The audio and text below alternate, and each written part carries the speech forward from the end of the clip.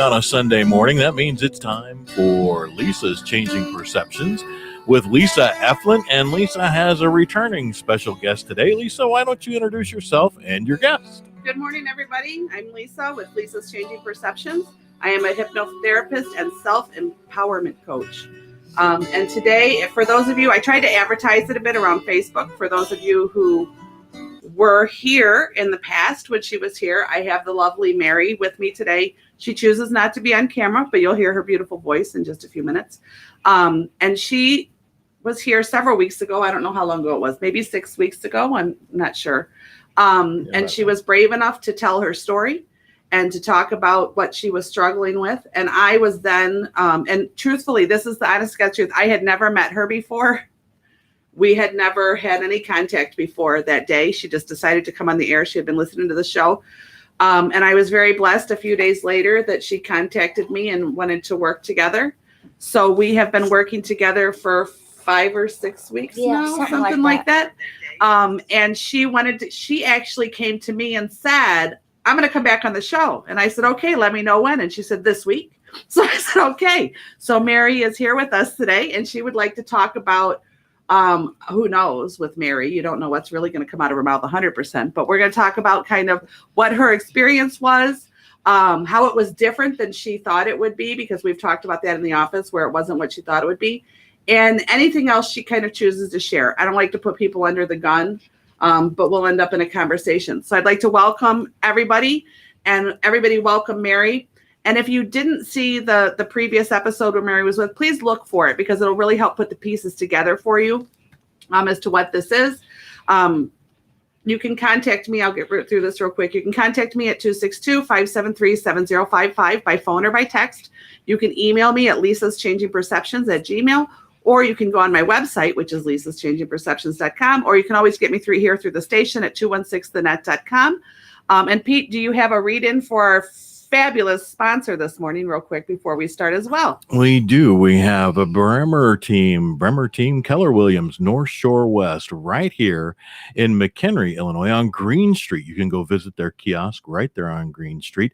BremerTeam.com for all your real estate needs. Thank you so much to Dawn Bremer. Thank you, Dawn. We appreciate it. Love having a sponsor. And welcome, Mary. Hello. Thank you for being here this morning. Yeah, it was rough. Was it? I'm usually asleep right now. Well, good. Then it's a great way to start the day early. So what would you like to start with this morning? The show's kind of yours. You're the star today. Well, I know that a big thing for you was that people are freaked out about the whole hypnosis thing. So I can start there. Okay. Wherever you're comfortable, you go for it. So it's really weird because you don't even really realize that anything's going on, because you're aware of everything and you don't even think that there's something happening. So, I mean, I could get up, I could stop whatever's going on. It's just so strange. It's like you're just resting. But in complete control. Yeah. Right. I mean, there's nothing to be afraid of. So at any point, did you think I was going to make you bark like a dog or dance like a chicken? No. This is an even better question. At any point, would I have had that power? No. Right. I don't do stage hypnosis. No. And that is the big difference. Yeah. So you're totally in control. So if there's anything that freaked you out or whatever, you can stop. I mean, you're still aware. I mean, I still had itches, and I was afraid to itch them because I didn't want to. I was afraid that it was going to do something and I was going to not be in hypnosis. So I would try to stay perfectly still, and then my mind would start to wander on other things, and I'm like, oh wait, I'm supposed to be focusing on this. So I mean, you're still in it, even though you're spinning. And what did you feel? Because some people also don't understand why hypnosis is beneficial, and it's not necessarily for everybody, but why it's beneficial. What did you feel you were able to do or capable of doing that you couldn't do if you were just in an alert state having a conversation? Well, you were able to figure out why money is such a big controller in my life. That was interesting. Do you want to talk about it or no? Yeah, no, that's fine. I'd like to go back to that time and see my stuff again. Mary, it was session probably 3 or 4. So just for the record, that's not something I will do. Past life regression with people, yes, But if it's as part of a therapy, it's not a first session thing. This is something that as we went through things, we kind of peeled the onion because we kind of started in a place she wasn't expecting. I have that long questionnaire that people fill out. They're like, oh my God, why do I have to do this? It's about 8 pages, I forewarn people. And some of it's kind of personal, but it helps me to dig deeper and see where things are connected that somebody might not be recognizing. So we didn't start where she thought we'd start because we discovered other things. And like I said, anything she chooses to share, she chooses to share. But we did go because money, many people commented about that on your first episode was, oh my God, she has an obsession with money. And even she doesn't understand where the obsession came from. So over time, in a few sessions, we kind of started putting pieces together. And I kind of went, do you trust me? And can we try something? And she was open. I will give Mary credit for this. She has been so brave. The first visit, she was really nervous, granted. But once we had the report and she realized what the hypnosis was, and that I was really not going to make her bark like a dog or dance like a chicken, and I had no power to do that, she really kind of like blossomed open and went, I'm game. And she was so willing to step outside the box. She was so willing to be vulnerable. She was so willing to just do it. And if I can share something that she said to me, her words were, I'm really tired of being angry. I just want to be happy. So whatever you think you can do to help me be happy. And it was beautiful. And she has truly been game on about doing it. And now when she talks about things that make her angry, she laughs while she says it. So there's progress being made. So anyway, this was about session, I'm going to say like 4. Yeah, I mean, I didn't bring your file or anything. So yeah. I want to say like 4. And the money thing kept coming up. So now you go ahead and tell your story. Okay. So first off, Lisa had me in a field smelling flowers, which is not me.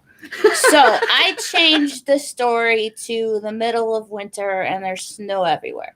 Then she had me in a rowboat rowing, and I don't do water and I don't do boats. So I changed that to a waterbed rocking.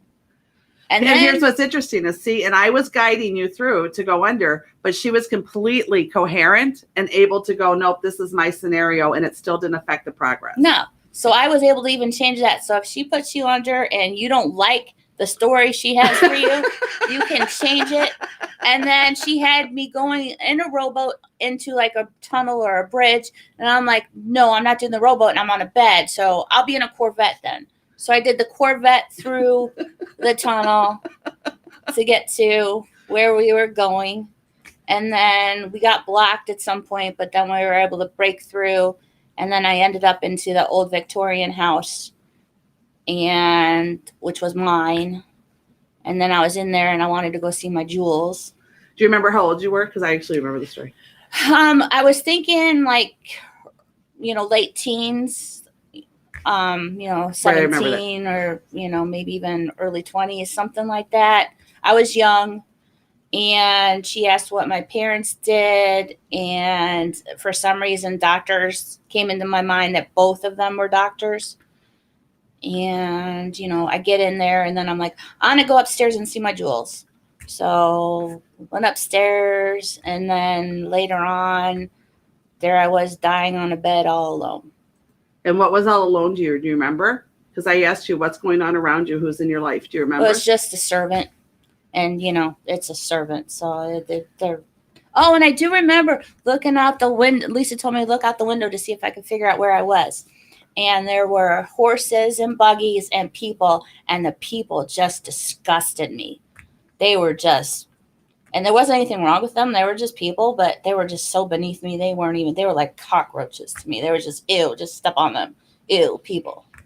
And because you were I remember this, and you were describing your life, and you were very, very wealthy, and you knew that you were very above everybody else. And when I would ask you questions like, who's in your life? Do you have, people in your life? It was no, you had no friends. It was just the servants who knew to do as they were told.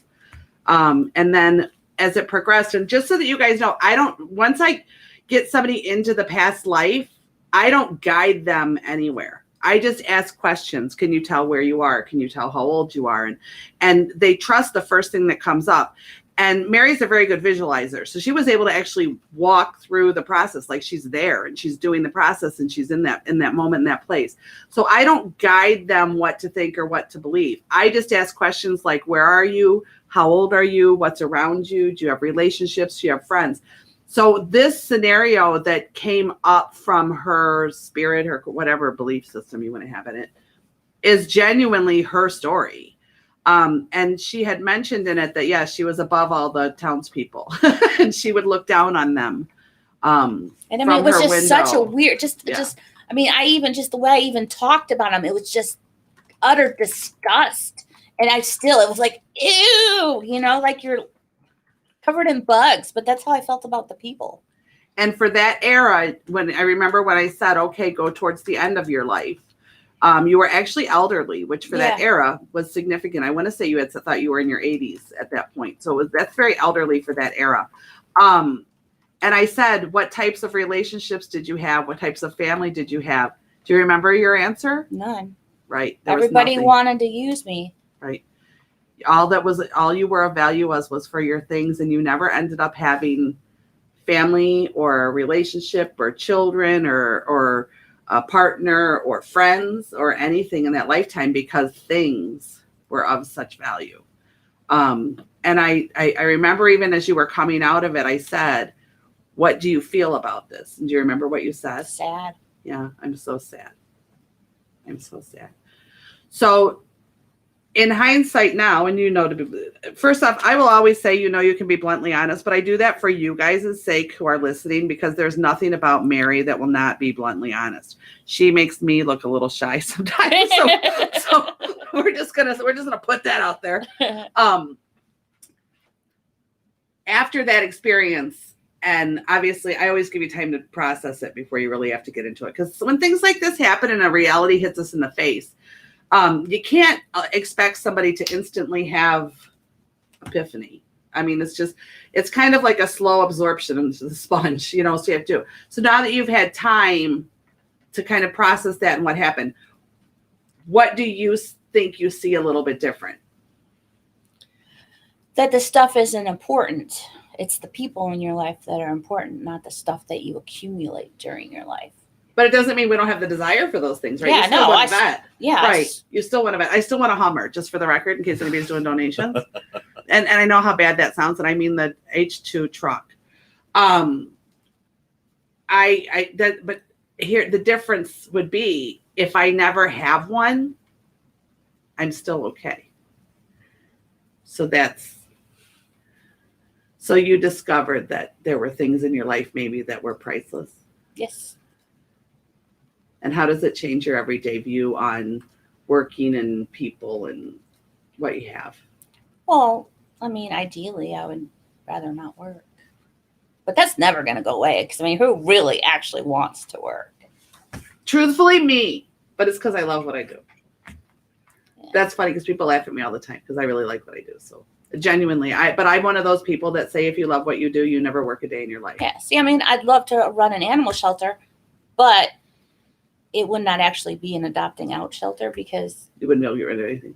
no, people would be like, coming in, we want to adopt that dog. I'm like, no, not that one. I like that one. Yeah. No, you'd be more like this. You look shady. I don't think so. That would be more you. Yeah. So I'd end up keeping all the animals. So what else did we address that you would like to discuss on the air?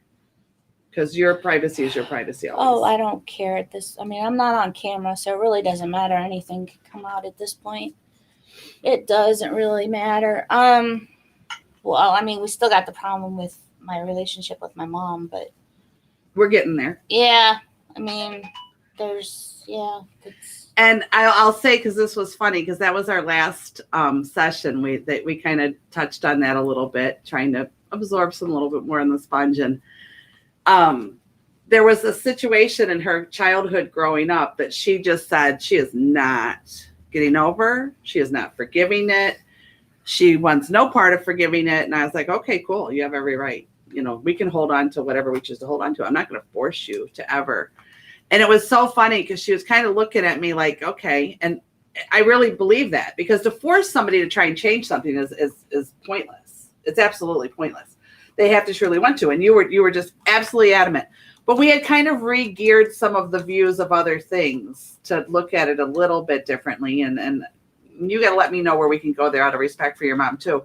But after the session, as she was leaving, I wanted you to do some mojo on my head to get it. She flipped it and said, but I challenge you to make me want to get rid of that. And what's funny about that is there's a part of her that wants to get rid of it. And she didn't actually realize it until she saw the other things from another perspective. And the reason I bring that up is because a lot of people say, I actually had somebody offer to put me on, what do you call it? When they leave a deposit so that they... On retainer? Yeah. If I could make somebody else see things how they wanted. No. And I will never even try. But what was interesting about it is that we can't make somebody see something they're not ready to see. And sometimes when we're outside the box, we can see it a certain way, but they can't, because when anything that emotionally affects us messes with how we see something, always. So we had to look at like 5 other things. When I realized that she had this anger about this situation, whether you choose to share it or not, I told my mom wanted to borrow my bike that I saved up for to buy because they wouldn't buy me a 10-speed bike. She asked me if she could borrow it. I told her no. She took it anyways and wiped out on my brand new bike and smashed her face up. I was concerned about my bike because she was not supposed to use it. I didn't care about her face. And she has had anger about the fact. And I still do. Yes. She has had anger about this for a long time. Now, big perspective, because that makes it sound like you're just being a booger. So there's a reason that you feel that way. For the record, the home was not financially wealthy. And Mary had not had a lot of the name brand types things, the things that the other kids had. I had to buy them myself. And she had an old bike that she wasn't really proud of. And she didn't want to go ride with friends. And there was some bullying in Mary's childhood. And she didn't want to show that. So Mary actually went out and worked her little hiney off to buy herself the bike she wanted and was very proud of those efforts. And to her, that was hers. And she worked for it and she earned it. And the underlying thing there about mom not borrowing it is kind of like, but you dissed me with the other stuff and now I did this and no, you don't get to reap the reward of that either. So that's where that kind of like, no, you can't is really kind of coming from in that chorus. There's a whole story there. And remember that with anybody you talk to, there's a whole story there. And there is with a 10-speed bike, with the 10-speed bikes, the old style kind with the curvy handles. And right. there is a difference between riding that and riding, like a Huffy. And that's the part you left out, as you said, you can't use it because you don't know how. Right. And so I specifically told her that she could not do this bike. And she took it anyways and did exactly what I told her was going to happen. And she took it and yeah, it's and there's a lot of anger in there. And believe you guys hear me say it on the air all the time. Anger is buried hurt. So excuse me, in that scenario, in that situation, in the big picture, it really has nothing to do with the bike.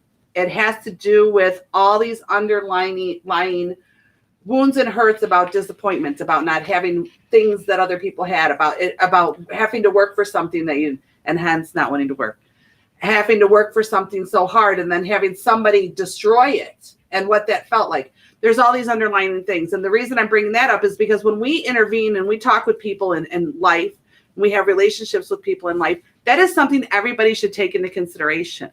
What you're seeing in the moment on the surface is very rarely what's really happening.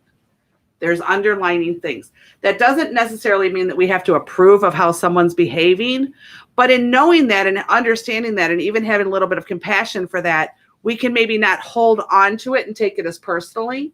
Because do you remember what we talked about a little bit once I realized your anger about the bike, and then we set the bike aside because Mary looked at me and said, do not try to make me not mad about that bike. I'm going to be mad about that bike forever, and do not try to make me mad about that bike. So I went, okay, you're allowed to be in this truth. God's in this truth. You are allowed to be mad about that bike for the rest of your life. You are allowed to be mad about that bike until your last breath and beyond. That is your option. So let's look at this. And we looked at some other things that maybe if we stepped back and look at life from our mother's perspective. Yeah, but I didn't care about my mom's perception. I know you didn't, because that's the anger, because you're going to block that out. Because in caring, and when we step back and we can care about somebody else's perspective, then we might see it differently. And if we see it differently, we might actually feel emotions. And if we feel emotions, oh my God, we might actually have understanding. And if we have understanding, we might have compassion. And if we have those things, we got to get rid of that damn anger we are not ready to get rid of. So I'm not going to push you to do that. And I wasn't going to push you to do that. But what happened is, as we were talking and we were discussing those different types of things, and the anger is hurting Mary. In truth, the anger is not hurting your mom. She may feel bad that happened, or she may be upset that you're angry. Probably just upset because now she's got permanent neck problems all the time. Well, but who's the anger hurting? Nobody, because she's Well, it's hurting you. Well, yeah, but actually, now that I think about the See, upside to this, that she permanently injured her neck because of that accident, and she has neck problems. there's like so much karma and has coming. had neck problems ever since. So okay, Maybe she did get hers. Okay, now look at that. So does that? Yeah, she got hers. Now I can let go of the anger for the bike because she's suffering for the rest of her life because she didn't listen to me. Now listen to There we go. Listen to yourself now when you just said that. What? Did you just become the predator or the victim? I became a petty little bitch. Is that who you really are? I think Sometimes. I'm just going to tell you right now that I think that's your anxiety coming to the surface, because you're starting to actually realize that. I don't think it's anxiety. I just think that I want people to get theirs when they wrong me. And what does that do? In It order to makes pull me feel somebody, happy. in order to pull somebody down, we have to be below them already. But I'm happy. But you're not. And this is now for the radio. So now I'm going to get tough on you, because this is not the person who's been in my office these last 6 weeks. This is for the radio. This is the anxiety. And this is what happens when Mary gets uncomfortable with feeling. And that's fine, because that's a lot of people. The woman who walked in my office said, I'm tired of being angry and I don't want to hate the world. And instead, I want to be happy. So if you choose to share on the air, and you can absolutely say you don't want to, I want to know what part of this conversation triggered you to feel that way, to have that come back up. Well, Like, is there a specific thing that like you because felt it? I switched my anger from her taking it and disrespecting me to karma came back and bit her on the ass. So now I can let it go. Well, that's a very interesting thing. So you believe in karma, do you? Yeah. Okay. So this is a thing I've had conversations with over the years with people. I love it when somebody says this. I hope karma gets you. What is that? What's the basis behind that statement? That if you do something bad. Nope, that's not. When you're saying, I hope karma gets you, you are now wishing poor intent on another human being. So what do you think karma hears? Look at her wishing poor intent on another human being. Then Maybe she needs to learn not to do that. Mm. Because when we say we wish poor intent on another human being, and we call it karma, because society has decided that that's the word we'll use to make it okay. It's kind of like my girlfriend that used to say really ugly things to me and then go, Jesus loves you. Like, we'll just add on something nice on the end. You're still wishing bad intent on another human being. So in the big picture, wasn't it human beings wishing poor intent on you that caused your hurt? Big picture. All the stuff we talked about. Weren't there people wishing harm and ill intent on you, which caused you harm? The bullies? Yeah. Yeah, they did. Yeah. Well, and But And see, so at the then if time, you I didn't- offer out the same thing, have you risen above them Or have you given them yourself and come to their level? Because you're wishing ill intent on another human being. And here's the truth. Here's the truth of the world, or at least my truth, everybody. None of you people have jack squat control over karma. So stop saying it. You sound stupid. The universe takes care of it if that is what your belief is, and karma will decide what it is. And faith means you don't have to see it or know that it's going to come. Faith means that as long as you remain in good intention and you remain in integrity, the rest will be taken care of for you. To wish harm on another human being, now you make the choice in that moment to become the predator and no longer the victim. But at the time, I didn't wish any ill harm on her because I didn't know she took my bike. But right now you are, and that's how you're dealing with your anger. But it already happened. Well, but you're dealing with your anger by focusing on the negative event that occurred. Well, Kent offers up, amen, what goes around comes around. But that's not for us to decide or create. No. That's the difference. That's what I'm trying to explain it. Do I believe in karma? Absolutely. My life revolves around that belief, which is why I do my best, and I'm not always successful, but I do my best to stay in good intent and with good intention. I truly believe in that to my very soul. Does that mean I will always see the ramifications of karma? No. In truth, I don't even really think that much about it when it comes to someone else anymore, because that's not for me to decide. I do have a faith and a belief that there is something greater there, that there is a universal energy, that there is that karmic energy that's out there. And I have enough things to deal with in my world and in my life that I'll just let them take care of that. And for me to spend so much energy on wishing that on another human being, if you believe in the belief that our energy goes out and what we send out, we get back, you're sending out ill intent on another human being. So if what we send out, we receive back, and then we say, oh my God, I can't believe this happened to me. Well, why not? You were wishing ill intent on other human beings. Now, does that mean somebody who causes harm, you can't be angry? Yes, you can be angry. It's a matter of what level you're going to hold it. You've held on to this anger for a very long time, and you'd like to get rid of it as much as kind of on the air you're feeling comfortable. I just did get rid of it. Okay, but not you. And I'm going to correct you. You did not get rid of it. You replaced it. You did not get rid of it. You replaced it. There's a big difference between those two things. Getting rid of it lets it go. It's no longer something we carry within our being. To replace it means we focus it on another thing. You're now focusing it on the harm of another human being. When we don't have anger, we wouldn't focus on the harm of another human being. Does that make sense? So you haven't gotten rid of it. You moved it over here. It's like pushing the peas to the side of the plate. They're still on there. You just moved them around so they don't look quite the same. You moved them around so you can look at them a little bit different. You moved them around so that they don't seem as gross to eat. So me focusing on her jacked up neck is just changing the anger of her taking my bike. Yes.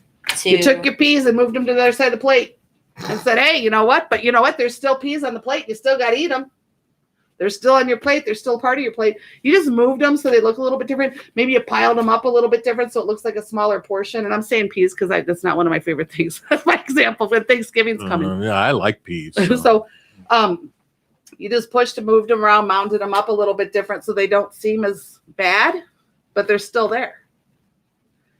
So yeah, you didn't get rid of your anger. You moved it. But it's a very common thing. And I'm actually, in a weird way, I'm not glad you did it for you, but I'm kind of glad you did it for me in this moment. I'm owning it because it's a really great example of what we do.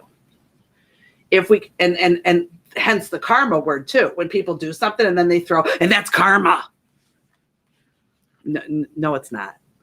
And if what we put out, we get back, and what we're putting out is something wishing harm on somebody and then adding karma to it to make it sound better, what are we still putting out? You can only polish a turd so much.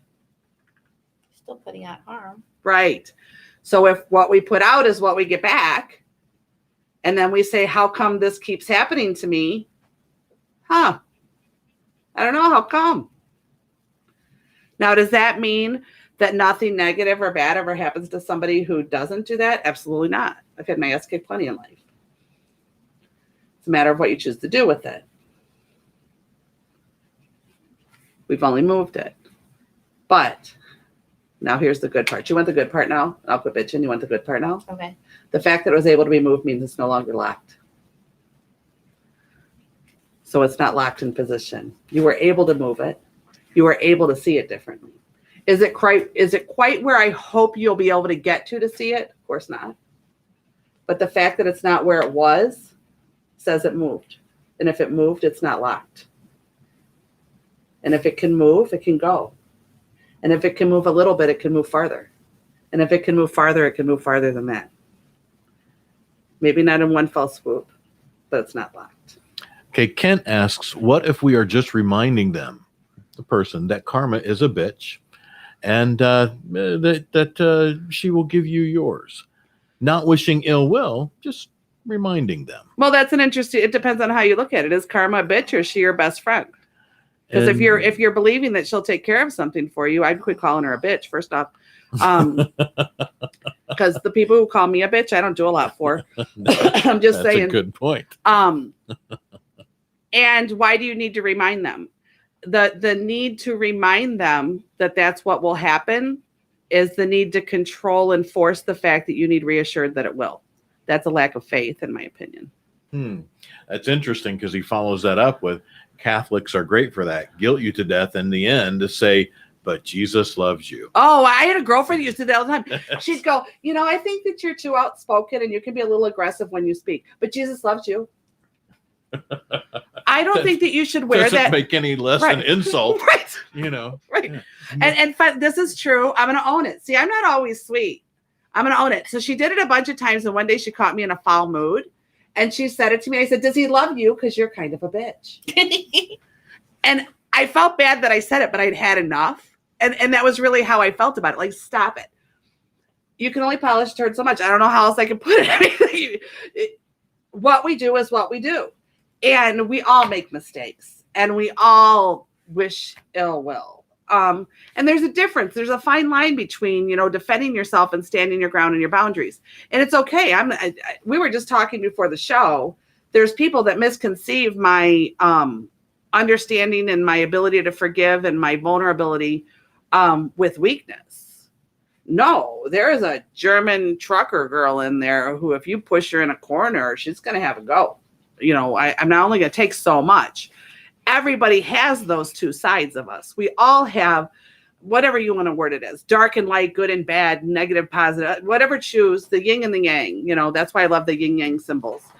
We all have the light with the little part of dark, or else we all have the dark with the little part of light. That to me is when I look at the yin yang symbol, that is what that means to me.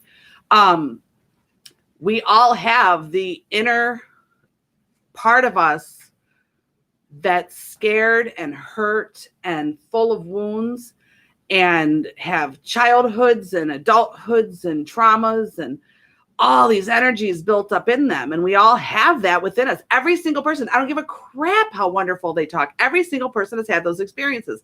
And the truth be told, some of the people that are the most gentle, understanding people in the world are the people who got their ass kicked the most. The difference is what they chose to do with that. How they chose to see it, what they chose to take that energy and see it with. You choose which side of it you want to be. You choose who you're proud of. And as I've talked about on the air many times, part of the reason I stay where I'm at with the majority of this, the best I can, is that I truly do live my life every night. I ask, if I meet my maker tonight, will I be proud? And I base my decisions on the person I was for that day on that every single day. Does that mean I'm always perfect? I can always say yes? No. It does not mean that at all. But it's the reality of at least how I choose to be. But does that mean that I haven't had a life where I had to tackle things? Absolutely not. I've had to. And there was a time in my life I was very angry. And I was the first girl to have a go. And it was I was the one to instigate the fight. I was the one to lock horns. I was the first one to speak up. I was the one to tell you were wrong. I was all of that. And as I've talked about on the air before, it was my husband's death that made me step back and go, wow, look at all those years you wasted. And you had a good person and you wasted them being angry. And I chose in that moment, as before I turned off his life support, I will be a better person. Ooh, I always cry for this one, for you, in honor of you. We choose what we do. Was I doing that because he was bad or wrong or good or bad? No, I was doing that because in that moment I was able to see myself and say, are you who you really want to be? Are you someone you're proud of? And I had to answer the truth. No, I'm not. And so I had to go through all the processes of filtering through those experiences and filtering through those angers and filtering through all that lost time and filtering through all those things and then decide who I wanted to be. And what you're doing right now, Mary, is filtering. And there's a comfort level because I had been that way for 45 years. And now all of a sudden I want to be different. And I did, but there's a part of me going, but wait, if I'm different, because I am a date rape victim and I have lost a child and I did lose my husband and I was into drugs and alcohol in high school. And, I had all these things and I thought, but if all those bad things that happened to me back then, if I become vulnerable and kind, people will take advantage of that and people will hurt me. And so it's been this juggling act of where's that border, where's that thing? But that's how we build our boundaries and that's how we discover our boundaries. And sometimes when we're creating our path and we're building our boundaries, we slip and fall and we hit our head on them and we realize that they're either too high or too low, but then we rebuild them. But the fact that we're afraid to be vulnerable, we're afraid to forgive is a normal human trait. Our society teaches us that those are traits that are weak. And I argue it every time. And we talked about this before the show too. I argue it every time. If being vulnerable, being forgiving, and being kind is a weakness because society says so, to choose to be those things, if that's how you feel you truly are and how you wish to really be, are you weak or strong? Because to go against the grain of society and to be judged for it, to me, is a strength. The weakness is following the crowd because it's the easy way to go. The weakness is hiding your true spirit and essence of who you are because you're afraid of how someone else will see it. But when we've been through significant trauma, there's a scared part of us that says, but I don't want to. And then there's another part of us that says, if I forgive and let that go, it justifies what the person did is okay. No, it doesn't. In any way, shape, or form. Abuse is never okay. Ever. Ever, ever, ever is abuse okay. What you do is free yourself from that person any longer being that important to you, that valuable to you, that they're more important than you and more valuable than you. You free yourself of saying they can no longer own rent in my head. They can no longer control how I see myself. They can no longer control how I feel about myself because you know what? I'm in charge now. And that is the epitome of self-empowerment and power. But it's very scary and it's very difficult because we've been programmed and trained and molded in a certain way. And I have overtalked. And Pete, do you have an announcement that you need to do with our sponsor? I'm so sorry. I just looked at the time. No. Don't be sorry. We're all, this is a good show. This is a good episode. But of course, we do want to thank Bremer Team Keller Williams, North Shore West, for their support of Lisa's Changing Perceptions. BremerTeam.com. They're downtown McHenry, Illinois, Green Street. Visit the kiosk out front. There's nothing else down there like it. Dawn Bremer, leader of the Bremer Team, will help you with all your real estate needs. BremerTeam.com for Bremer Team Keller Williams, North Shore West. Thank you very, very much. And now back to Lisa's Changing Perceptions with special guest Mary Catherine. So what I do want to say to you is this. I know what you've been through. And you may never share it on the air. You may choose to one day. That's completely up to you. Anger is buried hurt, as we've talked about. And our sarcasm, because I'm the queen of sarcasm, I can hold my own in a biker bar. Trust me, I'm all right with that. Is also our guarded wall to block us from anybody seeing the little spark of emotion we might have felt, our little spark of hurt, our little button that may have been pushed that made us feel. So what I want to tell you as you're struggling with that, and this is the God's honest truth, you've learned in the office too, I don't really BS much. As a matter of fact, we were talking before the show, and I was nagging on her a bit, or lecturing her a bit, I guess, or whatever. And by lecture, what I mean is that I tend to, when somebody's going off on the wrong direction, I just start asking questions. And when I start asking questions, the questions start to roll. And then as the questions start to roll, the epiphanies start to happen. Like, okay, do you see where you're going? And she looked at Pete and said, this is what it's like in her office all the time. This is what it's like. This is what it's like. She does this all the time. Now I'm thinking like this. She's got my head again.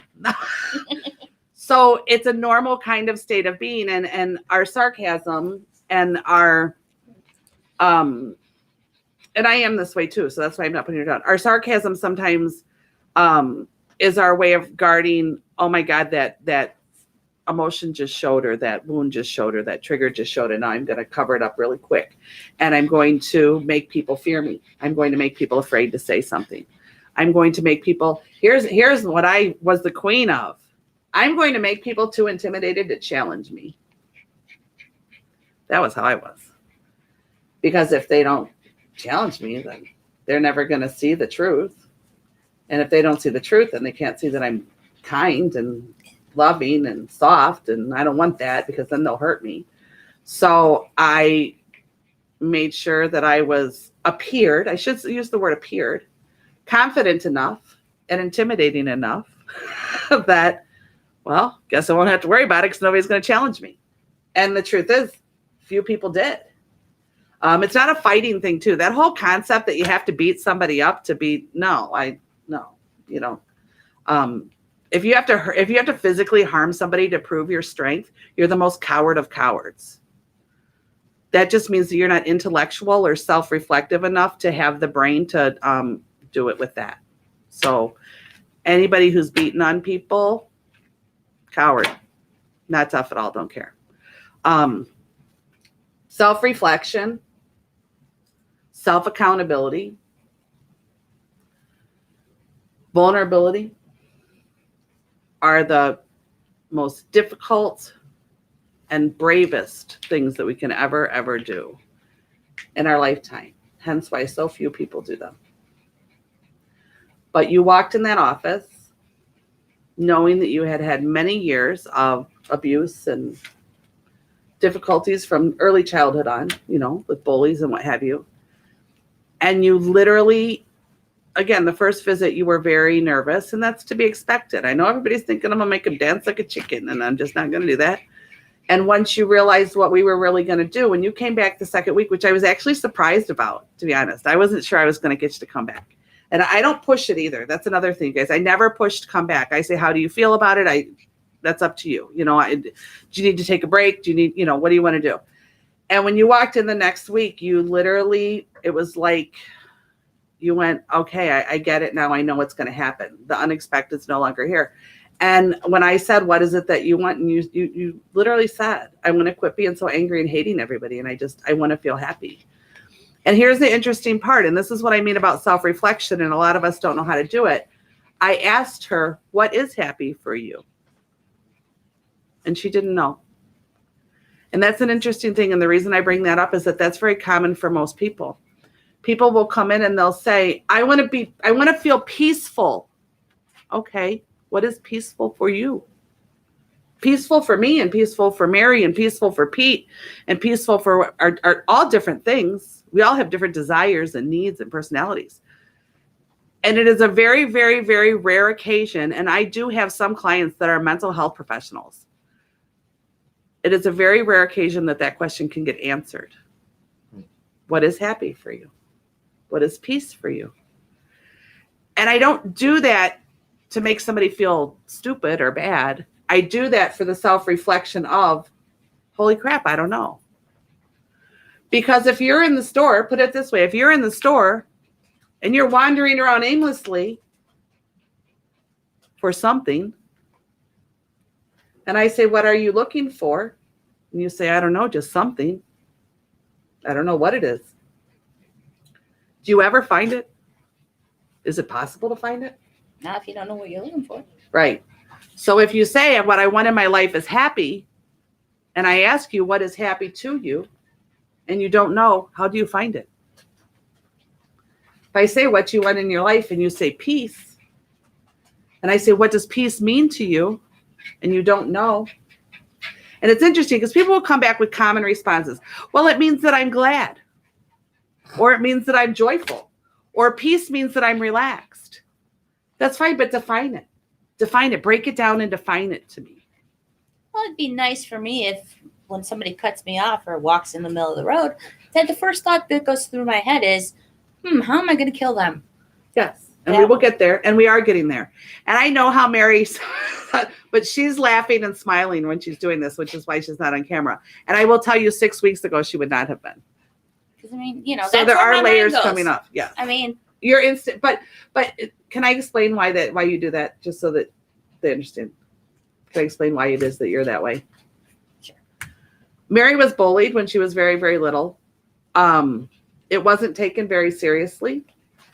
And Mary had a very traumatic experience in her teens. you know, you can say. Mary was very abused, was in a very abusive relationship beyond what you would normally expect even to hear about.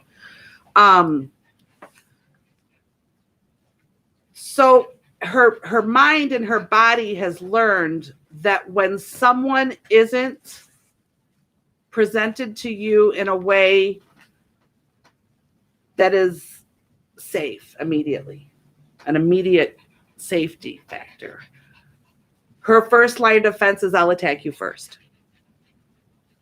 Because people have come to her when she had trust and vulnerability. And they had come to her when she thought they were I'm getting goosebumps, which means spirit needs you to hear this. So they had come to her. Oh my God, there's like a lot of spirits here right now. They had come to her and she had trusted that. And she had trusted that this stranger entering her life and her energy field was safe and welcome.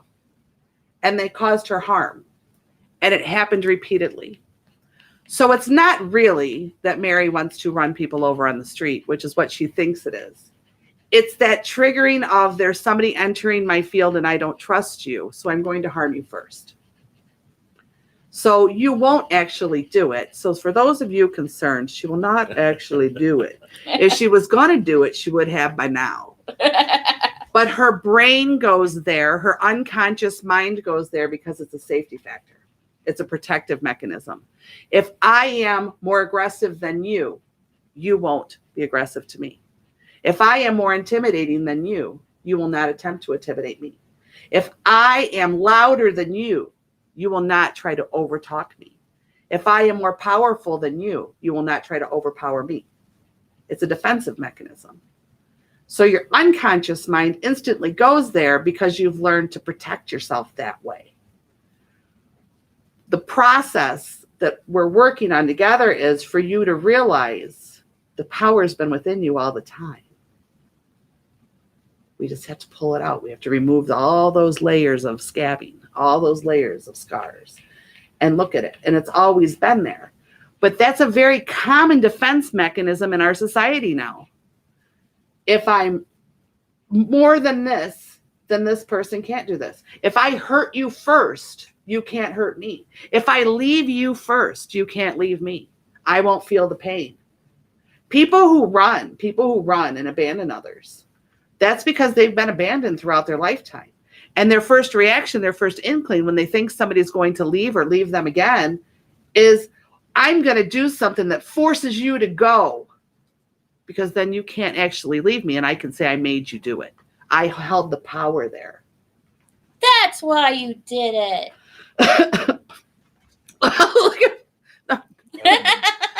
People who have I have no idea what you're talking about. People who have been brutalized.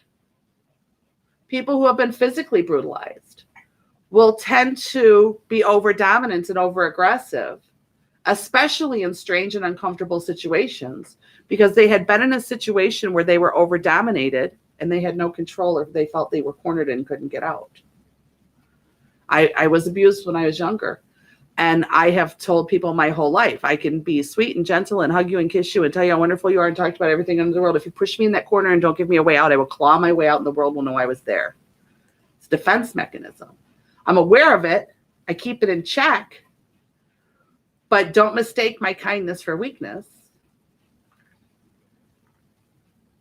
Your unconscious mind is saying, never put me in that situation again, where I can get caught off guard by somebody that I thought was okay. So the minute something upsets me, bothers me, or makes me feel that there's something not good about them, I'm going to make sure I dominate them first. And that way no one will ever be able to put me in a corner. No one will ever be able to lock me in a relationship. No one will ever be able to harm me where I have no way out again. And the whole world will hear me this time because they didn't hear me the first time. Because when I yelled for help, and this is, I'm talking for you, because when I yelled for help, no one was listening. And when I went for help, no one heard me. And when I tried to tell them, no one believed me. When my eyes were sad, no one saw my pain. So now I'll be damn sure they all see it all the time and they're aware that it's truly there. And it's a defensive mechanism. It's a protective mechanism. It's just weird that, Yes. that's where my mind goes, is to It's homicide. Because our unconscious mind's job is to protect us. And over the course of time and situations, your unconscious mind has been wired that that is your best protection. This is the best way to save Mary. And that's saved you this far. Had you make some good choices about different types of relationships to be in. Had you make some good choices about what type of mother you were. There's much blessing in some of that wiring. Because, Mary said something interesting about her children, and I want every person to hear this because I know how people are. She actually asked her children one day, I'll cry because I'm very envious. If I could change something about your upbringing and I could do something different, what would it be? What would you tell me it would be? And the only thing her children could come up with was the time she made them get their hair cut. No, I didn't. It was the boys wanted me to make them get a haircut. I didn't. I let them be their goofy selves, and they look back on their pictures and they're like, why didn't you make us get a haircut? And then my daughter looks back at when she was adamant she wanted her haircut.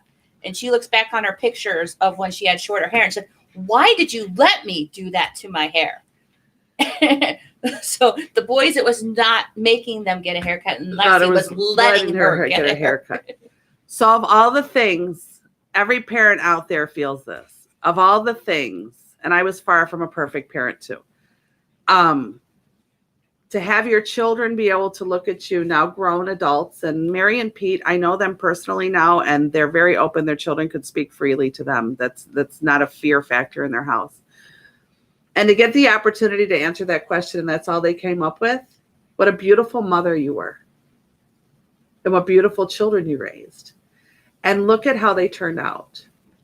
And look at the relationship that you ended up with. And you ended up in this relationship, and we've talked about this, because you knew better.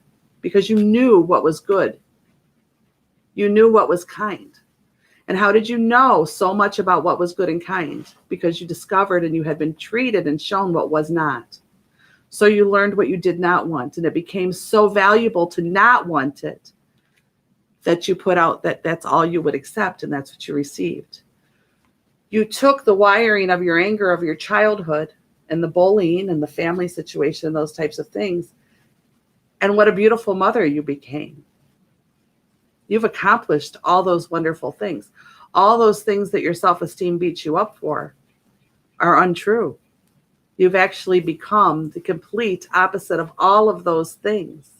Now the difference is, I know Pete's over here signaling. Now the key is Now we get to take off the protective layer and let Mary find Mary. Because the protective layer is just all those things. It's all those protective things. But the reason I call it changing perceptions is, okay, now let's look at it differently.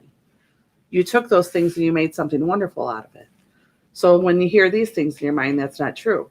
And the types of reactions with the people in the cars and the not feeling good enough and those types of things, those are just protective mechanisms in that unconscious mind that say, I'm going to attack before I can be attacked.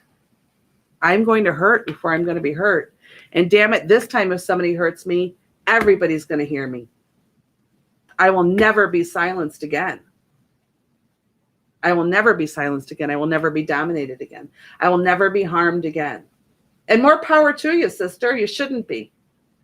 But there's a different way to go about it where it doesn't eat you alive and they deserve that power. They don't deserve it at all.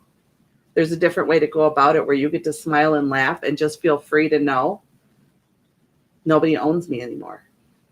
Because at this point still, and we're getting there because I know that this is hard for you, but we're getting there. They still own you. All those people who caused that harm still own you. And slowly we're selling the real estate off a little bit, week by week. But that's really how the process works in self-reflection. People want to come in and they want a one-hit wonder and, oh, you're better now. That's not how, we have layers and layers of crap. I know. You think it's one thing that we need to address, and then you talk to me, and then we got to flip it over. No, this is actually what it is. Right, because you get down to the root of it.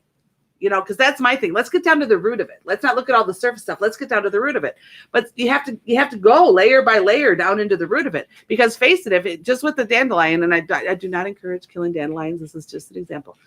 Just as the dandelion, if you don't kill the root, it's just going to regrow. It's still there. You ripped it out. You can't see it right now in the moment. Right? It's gone. But guess what? The root's still there. And what happens when the root sits for a while? And then we nurture it by responding to it with life experience, hence nature. It grows. And then pretty soon what happens? That damn thing's back again, right? It's no different. So let's start digging. Let's start plucking the weed. And then let's start digging down into the dirt. And let's get down to the very bottom of it and tear that sucker out. But that's a process. I always laugh because people are like, well, I just want to do 1 hour. Well, all righty. Let's do that then. And here's the thing. I'll absolutely do an hour. Is it going to do a lot of good? Maybe a little bit. We're going to pluck the head off the dandelion. You're going to feel a little better for a little while. That's going to be about the end of it. If I had a magic thumb and I could put it on your forehead and make everything better, I would drive a much nicer car and I would have a much nicer house because people would be lined up to come and see me. It's just not, it is. And it's not just seeing me. I'm just saying life in general. Bottom line is if you don't face your own bullshit, you don't even know what you're searching for. There's nothing to fix. We can't change what we're not accountable for. We can't change what we don't acknowledge. So my credit for you as I give you this is that I know it's difficult for you to be on the air and I know it does bring up a little bit of anxieties, but you walked in willing to say, this is me and this is what I don't like and this is how I don't react and I don't want to do this anymore. And you were there, which makes you 50% ahead of most. And you need to kind of see that and give that credit. And I have overbabbled as always. No, you're doing great. And this was a great show. We got just about 2 minutes left. Is there anything that either of the two of you would like to say before we have to wrap up? I'll do my business stuff. What would you? No, you're good. You can do what you normally do. No, I'm thinking bad things about Lisa right now, and I'm going to keep that off the air. Is there any questions that I got that I didn't answer because I was gambling? No, actually, people have been listening incredibly intently. This has been a rather, I think, incredibly engaging show in that you've got quite the audience. You've had quite the audience going here. And thank you to all of the 40,000 live listeners on 216 The Net radio. My biggest show yet. Including another brand new country, Kazakhstan. Go I don't figure. even know where Kazakhstan is. I don't either. I'll have to look it up on a map. But hi, there you Kazakhstan, and I don't know where you are. I'm sorry. Yeah, but there you are, and you can actually catch, of course, Lisa's Changing Perceptions every Sunday at 9 a.m. Central here in the U.S. of A. We stream live from McHenry, Illinois, near Chicago, and that's where we're at. So we're reaching Kazakhstan this morning. Yay! As part of our new audience. And 40,000 is my biggest show. My goal is 50, but I thank everybody. I'm getting so excited because we're getting closer. You're going to need me for 50. I I guess I'll be back. There you go. All right, everybody, we are going to wrap up now this morning. Thank you so much for joining us. Lisa, why don't you tell them how they can reach you? Lisa'sChangingPerceptions.com, Lisa's Changing Perceptions at Gmail, 262-573-7055 by text or phone, or you can also find me on Facebook under Lisa's Changing Perceptions and at 216thenet.com. And feel free to send a message there. Mary, thank you for coming. I know this is never the easiest thing Well, I for don't you. have to be on camera, so But it's again, fine. you conquer your demons every time you come, and I'm very, very proud of you, and I do thank you for trusting me with that. You can stick your hand in this camera. I'll stick Izzy in the camera. She's not there. Have a good day, everybody. Now I can hear it. See, now it's that awkward, weird second when the camera's still on and the